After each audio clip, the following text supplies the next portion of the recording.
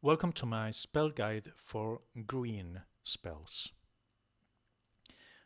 Before I start talking about the individual spells, please, if you haven't already, join the Throne of Odin Discord community and check the amazing guides there, including this one, the spell guide. Here you can see each one of the spells in the game, the spells from the 15 regular dungeons, also including all the different uh, excuse me, all the different class exclusive spells, as well as all the spells that you can find in the different seasons. Now, one thing to note is that, let's say, for example, you want to farm Dispel Magic.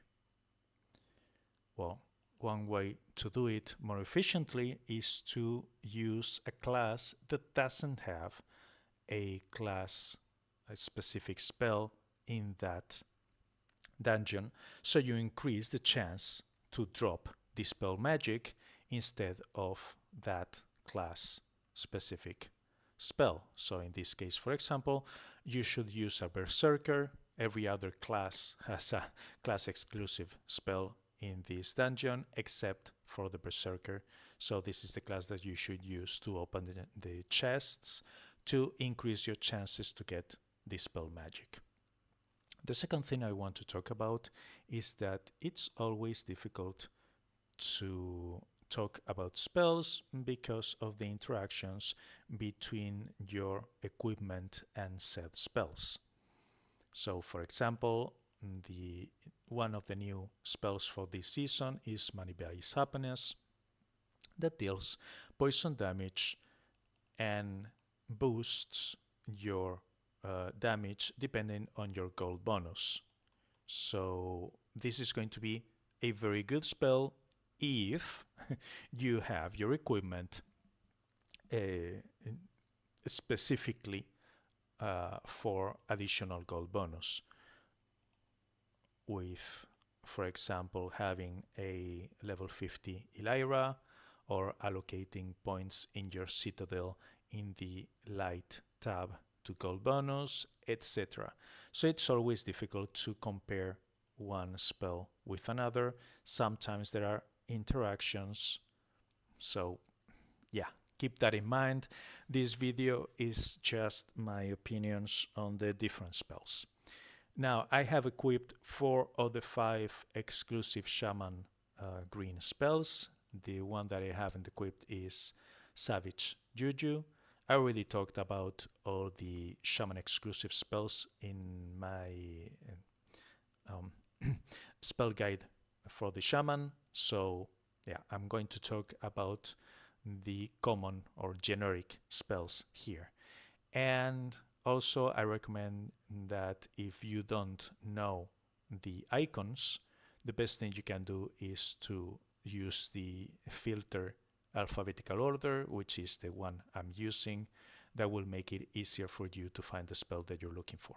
All right, so let's start talking about the individual spells. Acid Arrow.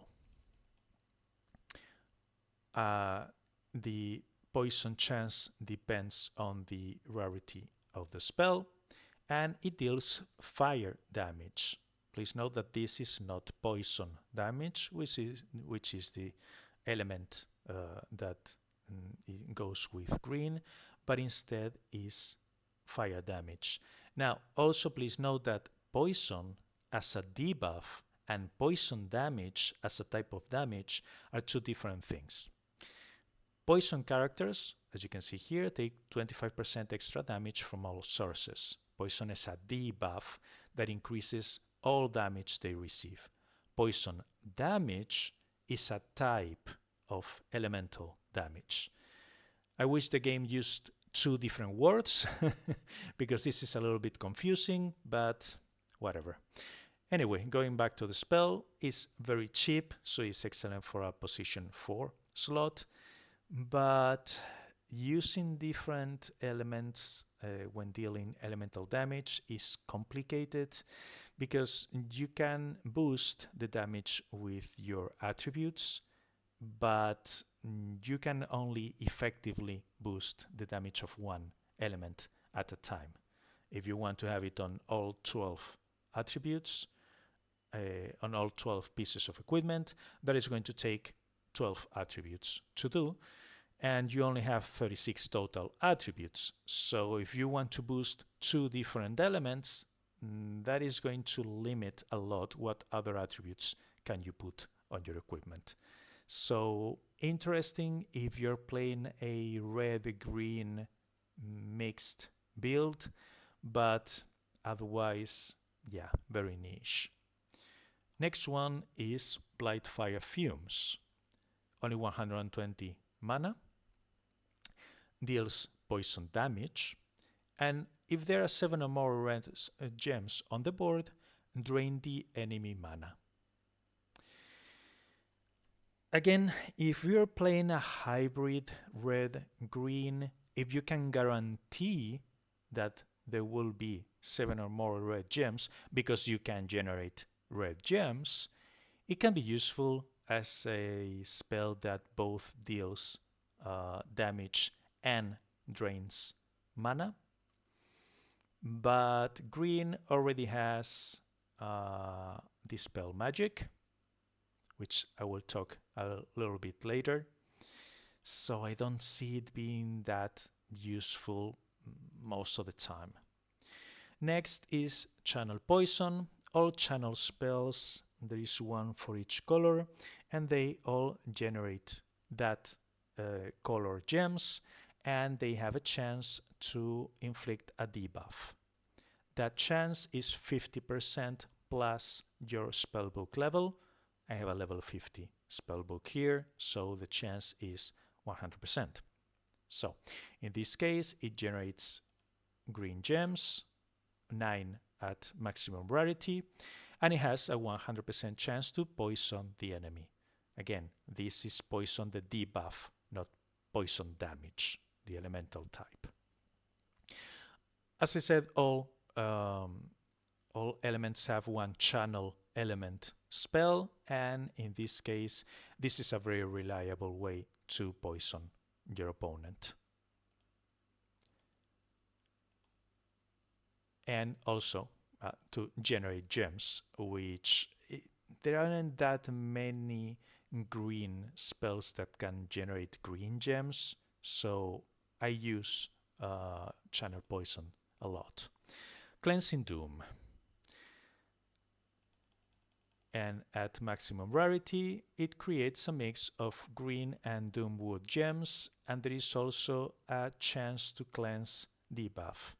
This chance also depends on your spellbook level. It's 25% plus your spellbook level. Generating green gems is good, but having that uncertainty of I don't know what I'm going to generate, and the chance to cleanse is nice to have, but it's only 75%. I don't know. It can be useful if you're playing events or against the Kingdom Dragon, or any place, maybe in PvP green, where the opponent and you are using a lot of Gems of Dreams that can inflict debuffs. But again, 70% is not very good, and this uncertainty I personally don't like. Spells that can go one way or another, because when they go the way you want, great. When they go the other way, you're probably dead. The next one is the Venom. Deals poison damage, in this case is the elemental damage, and if I am under a certain health threshold that depends on the rarity, it will also deal plus 25 extra damage and poison them for 4 turns. And green has a lot of spells that can deal poison damage, and Getting to low health is not that easy. Yes, you can use certain spells or um, buffs or debuffs on yourself, like madness, that will lower your health.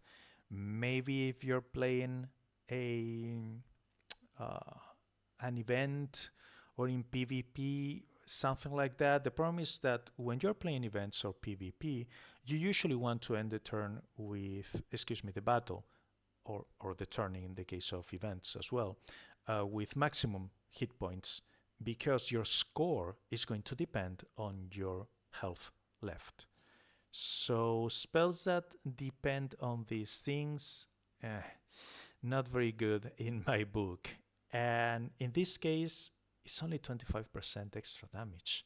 It's not that much. Yeah, it's a cheap spell, so use it if you want a cheap 120 mana spell in position 4 that is going to deal poison damage. But this extra part is really, really hard to pull off.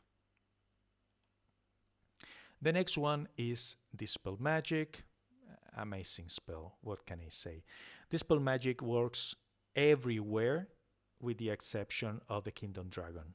It works on PvP. It's an excellent way to play Spell Rush events because it only costs 70 mana, which means that you are probably going to start the fight with it ready if you have 80% plus a bone ring, for example, or you can charge it out with a single essence, again, if you have enough starting mana. It dispels a number of enemy status effects, which in some battles can be very useful as well, and it drains their mana.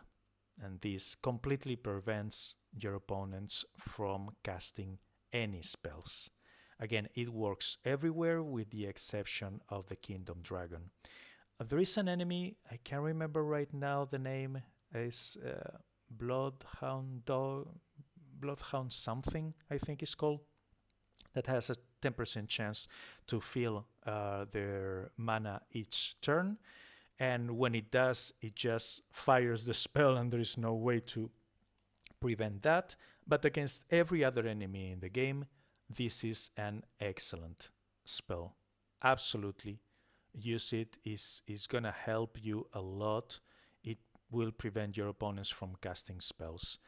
So if you're playing any green build with the exception of the mercenary, because the mercenary has find weakness, which is way better than Dispel Magic right here, because it also increases your critical hit chance and your critical hit bonus. But with any other green build, absolutely a great spell. Unless you're strong enough to kill your opponents consistently without needing Dispel Magic, amazing, amazing spell. Next one is Field of Dreams. Explodes 3 gems. Exploding, what it does is that it explodes 1 gem as well as the 8 gems around them as long as they are not already matched. So it's very good to use before you start making matches for maximum efficiency. And then it converts a number of gems, depending on the rarity, to Gems of Dreams. Gems of Dreams are a special type of green gem that, when matched, and they can match with each other or with green gems, they either inflict a buff on yourself or a debuff on your opponent. And this is an excellent spell if you want to use the Dreamhold set. Because the Dreamhold set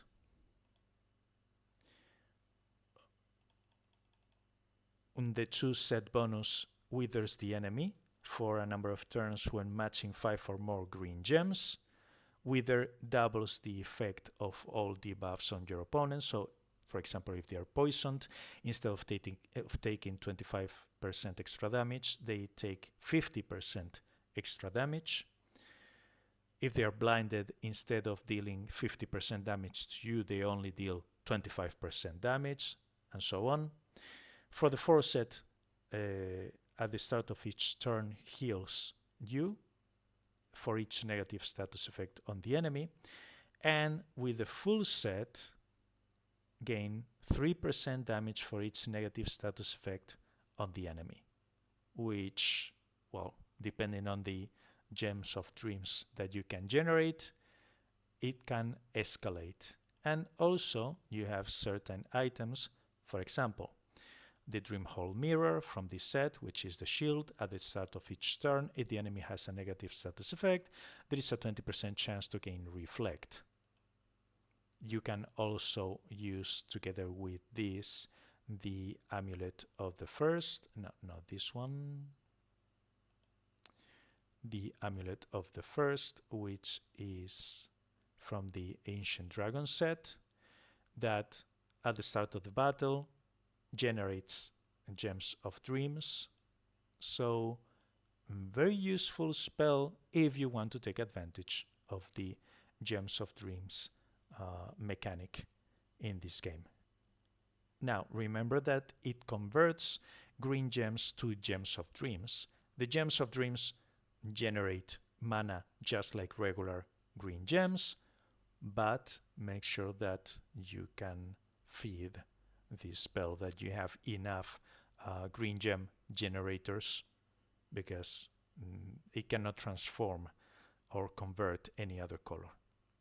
So, very interesting gimmick. It also works with another spell, which is purple, and can be found in the same season. These both spells are from season 3.0, as well as the Dreamhold set. And Den of Nightmares deals extra damage to the opponents depending on the negative status effects that they have. So you can use a hybrid between purple and green that takes advantage of these options. And for example, if you're playing an assassin, the assassin has the option to generate green gems with I think it was no, excuse me, it's the other way around. The assassin, as I was saying, has the option to generate purple gems with deadly accuracy, which is a green spell. So you can combine deadly accuracy with Field of Dreams and with Den of Nightmares, so you can generate those purple purple gems and feed the Den of Nightmares. And if the opponent has enough negative status effects, you can deal a ton of damage. Now remember that this is the assassin we're talking about, so you have Nightblade, and it's going to be difficult for that build to deal more damage than the Nightblade, but still is something interesting, and maybe in the future they will release more spells that can make new synergies between the two. But again, very interesting if you want to use that set and exploit that option. Next one is Insect Plague. Deal damage with a chance that depends on the rarity, up to 65%, to deal that much again. Personally, I think it's a little bit too expensive for just 65% chance. Yeah, it's one of those spells that when it triggers, great, you dealt a lot of damage. When it doesn't trigger, you're better off using something else. Honestly, I don't like it that much. It's quite inconsistent. 65% is not that good. Next is light diffraction. And there are two spells that were released. I think it was in 4.0 or 3.5. One is light diffraction and the other one is, well, let me check.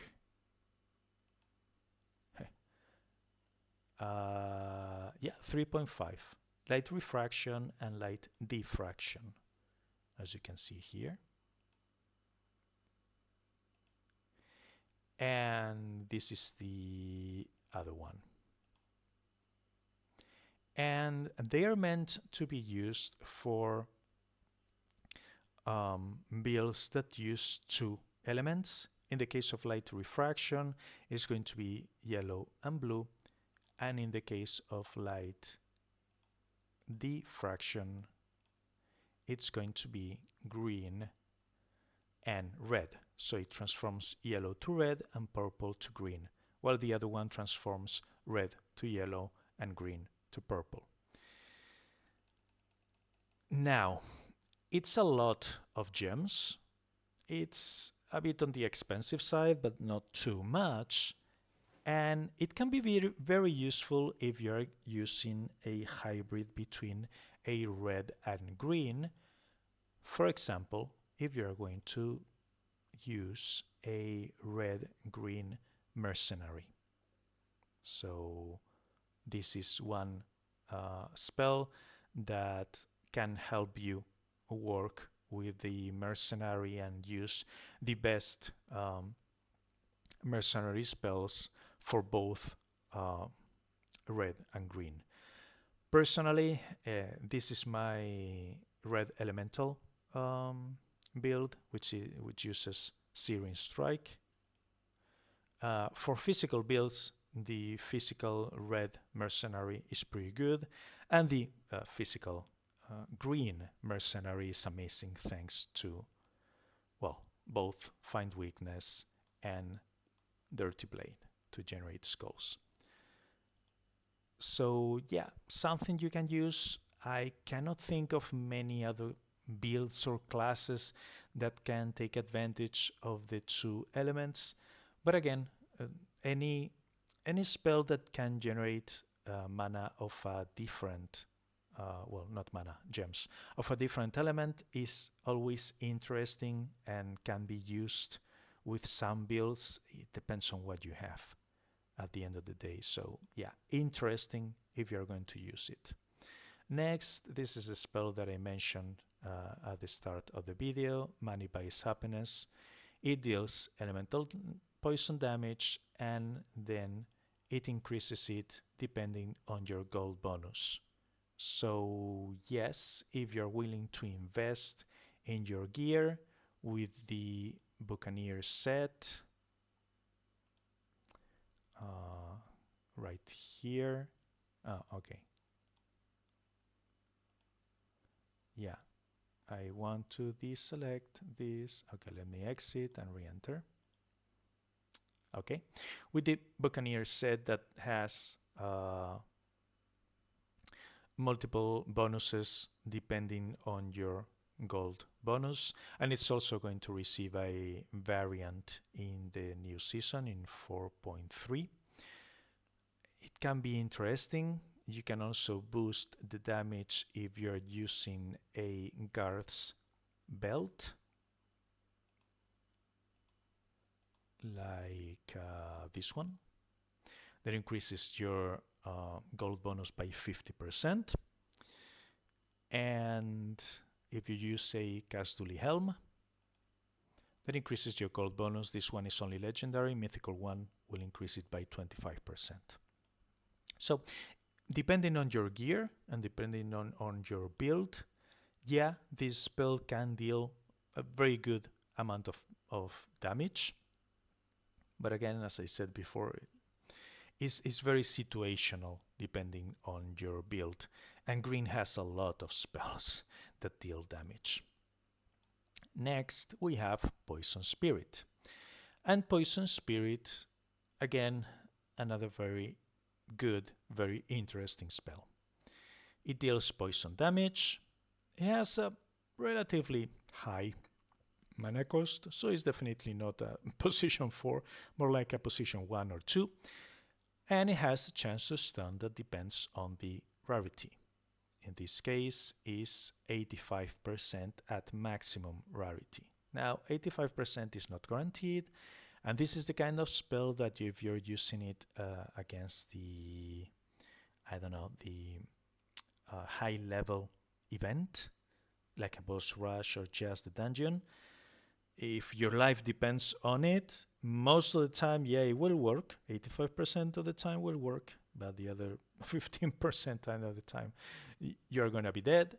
But still, it deals a ton of damage. So, yeah, a very good spell if you need another damage dealing spell with the added bonus of a very good chance to stun the opponent.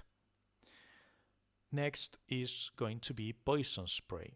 It deals poison damage and withers the enemy. Withers, as you can see it here, doubles the effect of all negative status effects.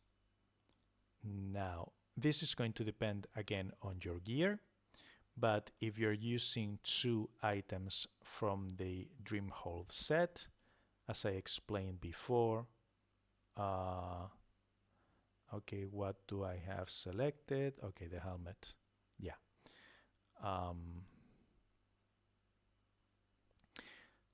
If you're going to use 2 items from this set, you will wither the opponent whenever you match 5 or more excuse me, 5 or more green gems. Sorry about that. I'm still recovering from a cold. So, as I was saying, it's a good spell that is very cheap, so excellent for a position 4, and it deals damage. But personally, I prefer to use the equipment to wither and then use other damaging spells. Ray of Light. Heal yourself and get a bonus that depends on the rarity, depending on if you have haste. I'm not too fond of spells that heal. Yeah, at the start of the game, on the early and mid game, it can be useful, but when you get to the late game, you don't want to be hit on your hit points. Your survivability is going to depend on your capacity to stand your opponents and your defensive options with your shield, melee and missile resistance, etc., and having good armor. Healing is not that useful. I'm going to ignore Savage Juju because I already talked about it in the Shaman exclusive spells. So the next one is going to be Spring Siphon. For 160 mana, poison the opponent for a number of turns, and if they're poisoned, heal myself for each turn they're poisoned. Well, the same that I say for Ray of Light. Yeah, it can be useful at the early and mid game, but later on, when your opponent hits you for 100,000 damage, yeah, you're not gonna out heal that. You need to be able to kill it. The next one is going to be Suffocating Presence. There are 4 spells that can inflict terror that were released in season, let me show you, I think it was season 2.0, The Fallen Star, if I'm not mistaken. Yes, I am mistaken. Okay, so no, the Necrotic Tomes, it was 2.1. Yeah, 2.1. So as you can see, there are 4 spells, 1 for each color, that can inflict terror. Terror makes the opponent take additional damage if there are 5 or more purple gems on the board. So if you are not playing a purple build or a hybrid build that can ensure that there are 5 or more purple gems is going to be lost. Now for other elements like purple, obviously is going to get the full benefit if you're playing a purple build, but there are also some spells that can trigger extra stuff when the opponent is with terror, and the same with paralyzing fear if you're playing a blue necromancer. But in the case of green, you don't really have that much synergy or any synergy at all. So unless you're playing a hybrid green purple build, yeah, I don't really see it. And the extra effect, because each one of these 4 spells have an extra effect, draining half their mana. Okay, I already have Dispel Magic. Yeah, I don't really see much use for it unless you're playing a hybrid between different elements and somehow you can take advantage of the terror with a green build. The next one is Swamp Water that transforms blue gems to green and has a chance to poison the enemy. And if they are already poisoned, then it diseases them. And disease makes them lose 12 mana each turn. If the opponent has a single spell, it will completely prevent them from casting their spell. If they have 2 or more, only 1 random spell will be affected. These 2 spells, Channel Poison and Swamp Water, are the only 2 green generic spells that can generate green gems. Now, the advantage with green is that if you're using, for example, 2 items from the 2 items from the Ancient Dragon set, and when I say 2 items, I mean the Amulet of the First together with another one. If you have the gloves for a elemental build, it's obviously going to be great. If you are using a physical build or you don't have the gloves, you can use the Mirror of the Forgotten, for example. So both together are going to give you, this is only legendary, but at mythic, it will generate 4 gems, 4 green gems, plus the Amulet of the First will generate an additional 3 gems on round 1. It will convert 3 green gems to Gems of Dreams, but this is not generating additional ones. So with these 2 items, you're just generating 7 extra green gems on round 1. And if you add to that, no, they changed the attribute, they put it at the top. I still need to get used to it. If you're using the Serpentine set, and if you're using some items that are swamp soaked, then they also have a chance at the start of the turn to convert 1 blue gem to green gem. So when you're playing green, you have so many different options to generate extra green gems. Another one is the Serpentine Belt that generates green gems if the opponent is poisoned, and you can poison your opponent during their turn with the Serpentine Pauldrons that have an 80% chance to poison your opponent whenever you take damage. So you have plenty of ways to generate gems, but at the start of the game, I highly recommend using these 2 spells. Later on, when you generate enough gems that you no longer need both, just use one of them, whichever you prefer. Next is going to be Tangled Skulls. Deal melee damage, which is interesting. Melee damage is not elemental, and it goes against the armor instead of the resistance of the opponent, so it's used for a physical build. Inflicts Wither, which is also very good. It only costs 120 mana, and the Wither duration depends on the number of skull gems on the board. Okay. And then there is a chance to decrease the enemy power by 10%. Interesting spell if you're playing a physical build, because it's going to deal melee damage, so it's going to add to your physical damage of your skull build. Is a safe spell to use, for example, if you're facing the Fallen Draconus that casts Reflect whenever you hit her with an elemental spell, elemental damage spell, I mean. So it's quite interesting for a physical build.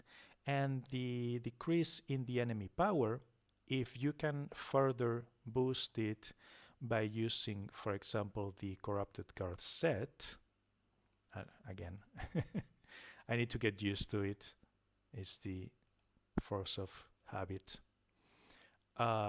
With the weapon, for example, there are certain interesting combinations there that you can significantly lower the enemy power.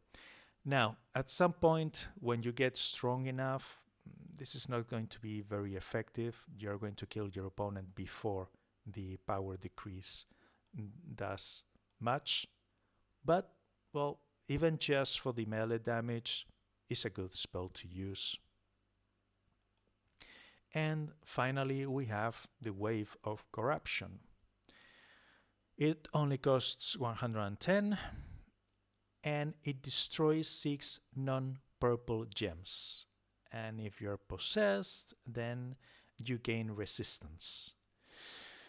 Okay, so first of all, if it was destroy 8 non-green gems, maybe, or if it was destroy 8 green gems, because when it destroys, it generates mana of that specific element. It would be better, but non-purple, okay, are you maybe using a hybrid, as I said before, with Den of Nightmares and Field of Dreams? Maybe you can make it work with that specific combination. But the second part, if you have to be possessed, which again is not ideal if you're playing in PvP or in events, because it's going to lower your maximum HP and it's going to lower the amount of points you get in those game modes, but also healing resistance.